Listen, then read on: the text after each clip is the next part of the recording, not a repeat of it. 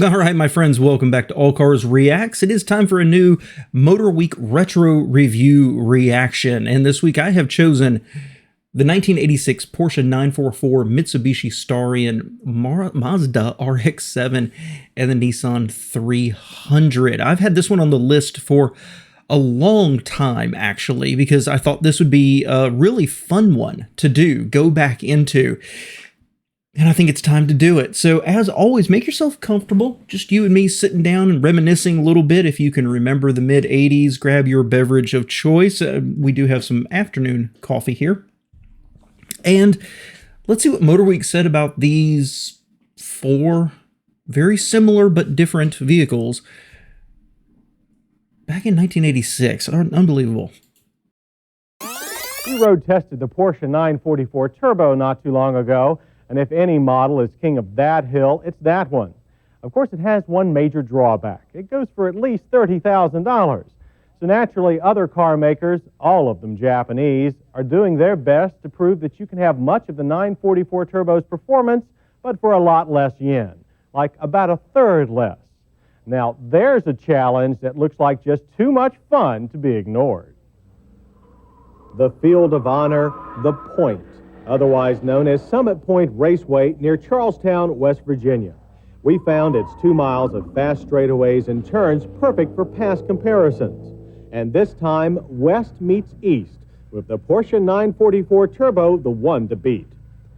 The land of the rising sun is fielding 3 honorable turbocharged challengers: the Nissan 300ZX Turbo, the just-arrived Mazda RX7 Turbo, and the Mitsubishi Starion ESIR. A lot has been written about the Porsche 944 Turbo with its $29,800 base price. We think it's the best all-round sports car on the road today. Power comes from an intercooled 2.5-liter 4, developing a very strong 217 horsepower and 243 pound-feet of torque. Okay, so, all right, so they're going to go on one after the other through these. Porsche. I like the 944. I like it a lot. In fact, when I was in college, my one of my roommates, that was kind of his dream car.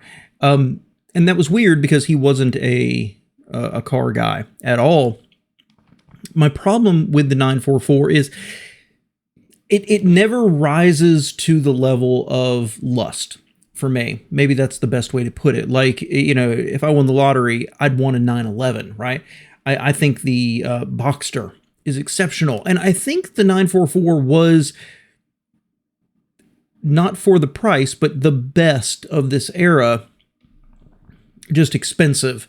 But it lacks a little classicness, I think. It looks, you know, for the time, it looked fully contemporary, and I think arguably it looks better than the 3 Japanese competitors, but it lacks a little timelessness, if you know what I mean. Maybe you could say that the shape has aged extremely well, but I guess what I'm trying to say is if you're buying a Porsche and you want to be a little snooty about it, you want to be noticed for owning the Porsche, it looks disturbingly like these other 3 when they just showed that group shot. Maybe you could say they were copying it, but it still doesn't rise to the level of, well, like the 911, that has a classicness element to it. Handsome, good looking, not saying anything about it, but in my list, it's probably maybe the 3rd, maybe the 4th most desirable Porsche that was produced, you know, ever. Sleeper in our group might be the least known, this Mitsubishi Starion ESIR. At $17,479, it's also the cheapest. Power is from an intercooled 4-cylinder. From 2.6 liters, it churns out 178 horsepower and 223 pound-feet of torque. Well, that's really surprising. So the Starion, I think it's okay looking. You almost never saw them. They were extremely rare. And it's a little surprising to hear, you know, that size engine turbocharged only, you know, with 30 some odd horsepower less than the Porsche. Porsche was doing good right there with the numbers. The Starion, it was okay. I I think it's largely just forgotten. I think it was overshadowed by the RX7 and the 300Z for its time. And, you know, so probably 1989, something like that. I went to college, and there was a young woman, a girl I knew, and she had one. And I remember just my overwhelming opinion of it just tended to be kind of ew. I don't know how else to describe it. In this group of bulging fenders is the newest entrant, the $20,195 Mazda RX7 Turbo. Here, the intercooler and turbo come attached to a quick revving rotary engine for a healthy 182 horsepower and 183 pound-feet of torque. With two more... Okay, so blowing right through it, I love the RX-7. I really do. Part of what gives it its personality is the Wankel engine. I hate Wankel engines. They have not worked reliably. They have been, how many billions of dollars have automakers from America, Japan, or Russia thrown into Wankel engines? It's just been just a hole to throw money in, and it has been for decades. However, love the RX-7. At the end of it, I'll do what order I would buy these if I had the money and lived back in 1986. But I love the RX-7. Let's look at the 300. Cylinders is the pride of Nissan, the $20,999 300ZX Turbo. It's more of a touring car than the others, but with a 3-liter turbocharged V6, it's also one of the most powerful of its type. Output is 200 horsepower and 227 pound-feet of torque. Okay. So, and again, I really love the 300ZX. I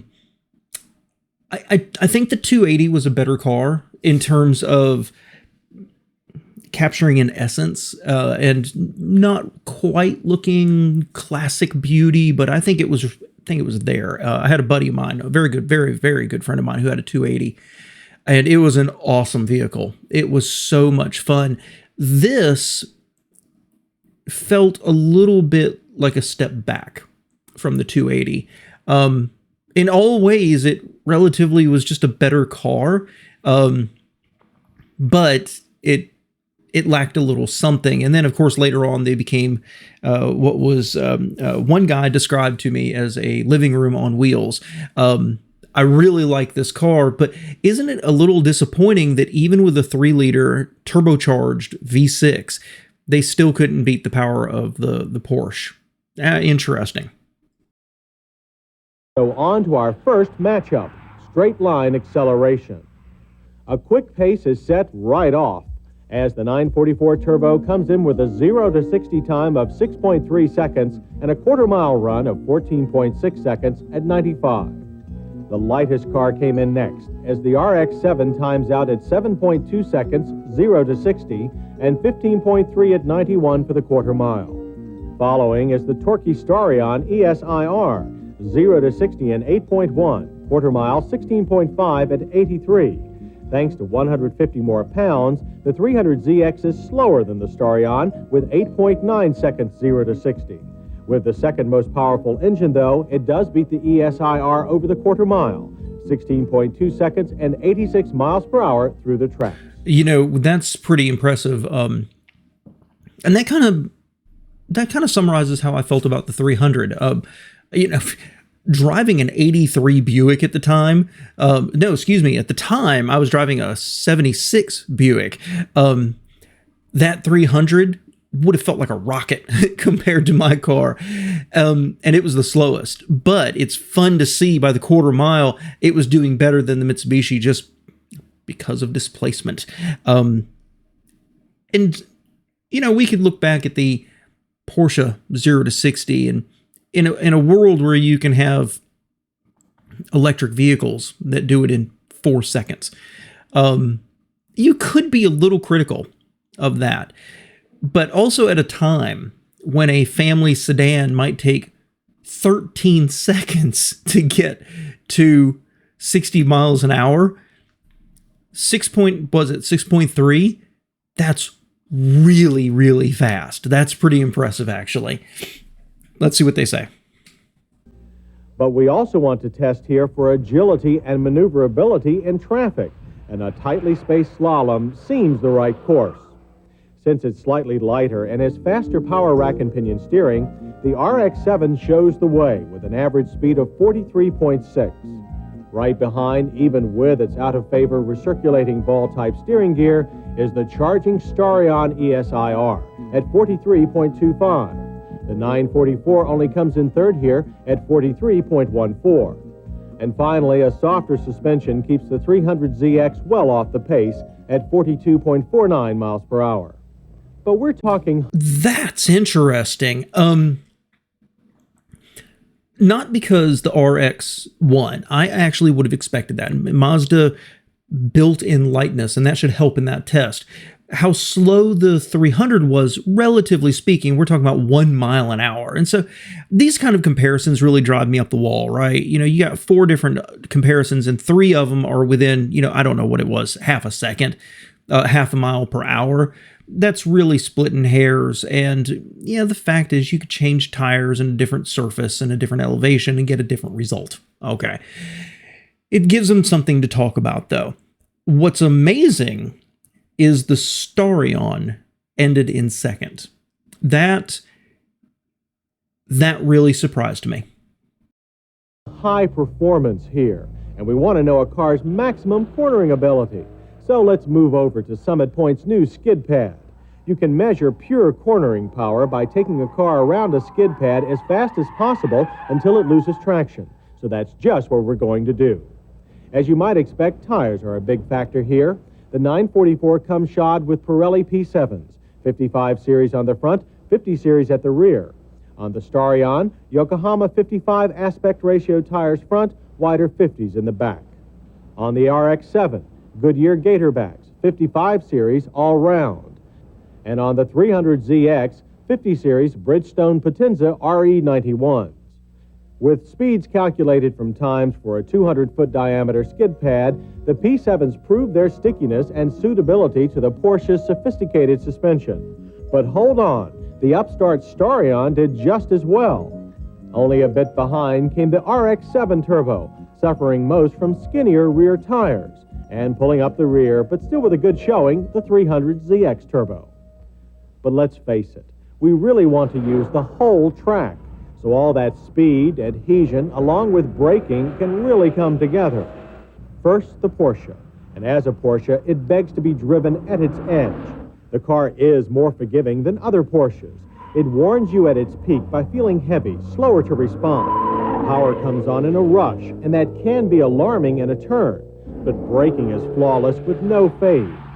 You can go deeper into a curve, brake hard, and still make a smooth transition. Overall, the 944 Turbo has to be driven a good deal before you feel fully comfortable. Next, the Starion ESIR, our favorite for pure toss-around fun. It has an amazing ability to recover from most driver mistakes with a simple push of the throttle. The rear-only anti-lock brakes do take some getting used to, though. Coming into a corner, the car feels reluctant to slow, but power comes on smooth with no surge. The Starion ESIR is very forgiving and clearly shows an intense development effort to make this a quick-responding road car. The Mazda RX7 Turbo shows many of the same characteristics of the Starion, but with much more finesse. There's a quicker reservoir of power with the turbo rotary. It's nimble all right, but the car does seem a little too light at speed, but brakes are very good. You might think the Nissan 300ZX Turbo wouldn't fare as well as the others here, and that's true enough, but it didn't embarrass itself. Its adjustable suspension makes the car feel stiffer than it is, and you can overdrive it easily. Get that quirk under your belt, and the faster steering and ample power take over. But ZX brakes also faded the most.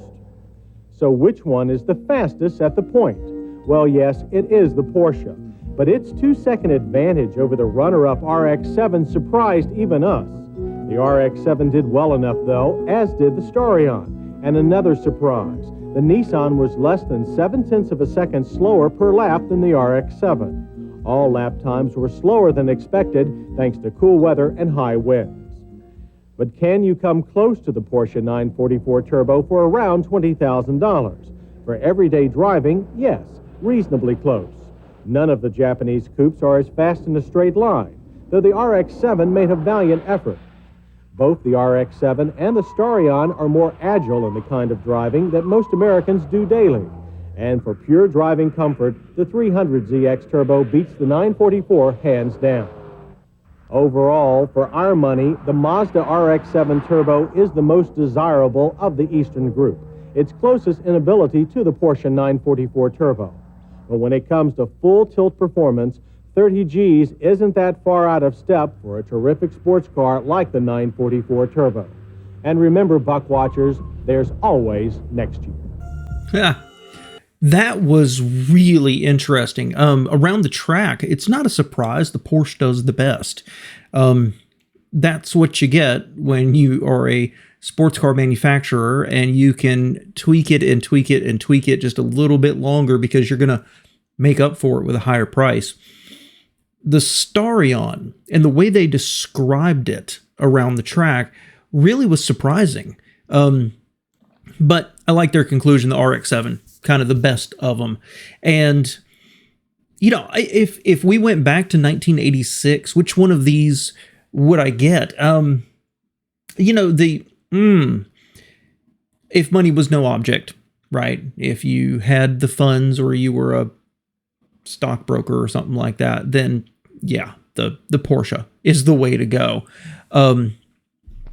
I wish they'd done a little bit more, not only with driving them all around the track, but they did say, you know, do the Japanese cars come close to the Porsche? Well, if you're looking at a daily driver, the answer is yes. Well, then why didn't they address any daily driving, such as the interior, the ergonomics? Are there little storage cubbies?